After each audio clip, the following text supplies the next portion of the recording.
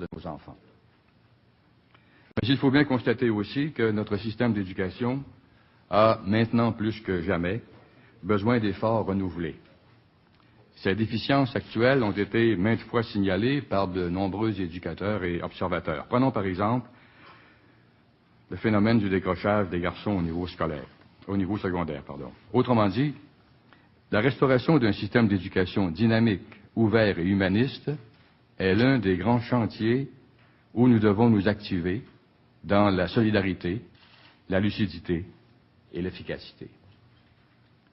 Nous souhaitons plus spécialement ce matin attirer l'attention de nos concitoyens et concitoyennes sur les graves difficultés qu'affronte présentement l'enseignement universitaire.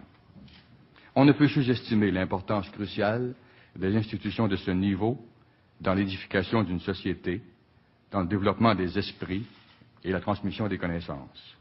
La place que la génération qui monte prendra dans le monde et dans tous les domaines, son épanouissement personnel et collectif, tout cela en dépend.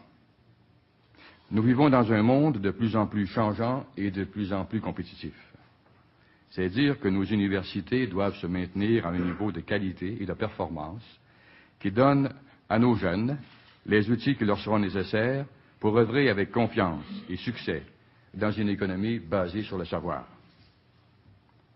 Or, malgré tous les efforts qu'ont déployés l'un après l'autre nos gouvernements, l'Université québécoise est dangereusement sous-financée par rapport à celle du Canada et de l'Amérique du Nord, avec lesquelles, ne l'oublions pas, elle est comparée.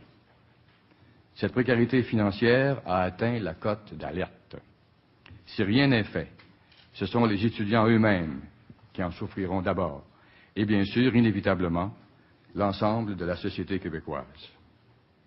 En ce domaine, on peut difficilement rattraper les retards.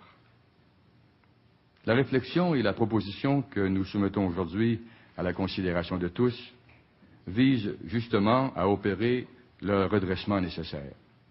Nous sommes bien conscients qu'elle doit s'inscrire dans une juste répartition des efforts requis pour relever l'ensemble des défis qui nous interpellent, qu'il s'agisse des investissements à faire à d'autres niveaux de notre système d'éducation, mais aussi dans la santé, l'environnement, les infrastructures, et j'en passe.